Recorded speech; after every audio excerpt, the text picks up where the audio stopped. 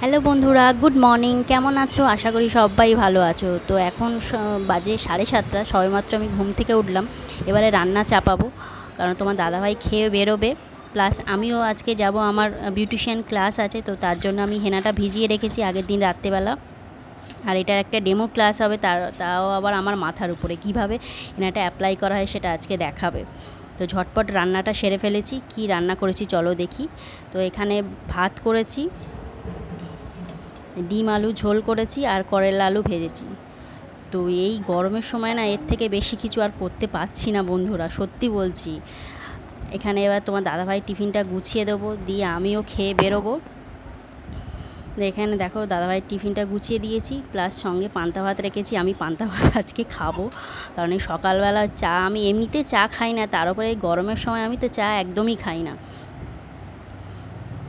তো সেই কারণে এবার এইগুলো গোছগাছ করে নেই, আমি বেরোবো।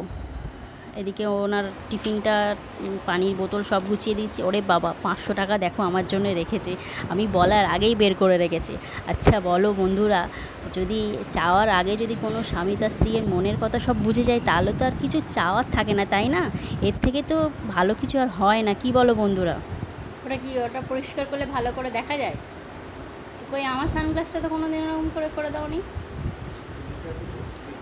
বাবা, এদিকে দেখো, বাবা হিরো হিরো, চশমা পরে হিরো লাগছে, হিরো। আমাকে একটা কিনে দেবে চশমা, চমসা চমসা কিনে দেবে আমাকে একটা, গগলস, গগলস। এই দেখো আমার হিরো বেরিয়ে পড়েছে। তো এবার আমিও বেরোবো, ঝটপট রেডি হয়ে নিই। এ দেখো রেডি হয়ে গেছি। ভালো লাগছে না যেতে এই রোদ্দুরের মধ্যে, সত্যি বলছি, বিরক্ত লাগছে, কিন্তু কি করব, যেতে হবে, কিছু করার নেই। বাইরের দিকে তাকালেই মনে হয় যেন ওরে বাবারে রোদ্দুরটা আমাকে খেতে আসছে। কিন্তু কি করবো বলো, আমাদের দৈনন্দিন জীবনে কিছু না কিছু করতেই হবে।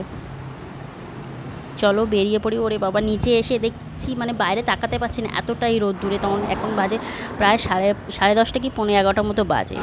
তো আর ভিডিওটা বেশি বাড়াচ্ছি না, এখানেই টাটা করে দিচ্ছি। সবাই ভালো থাকো, সুস্থ থাকো, টাটা।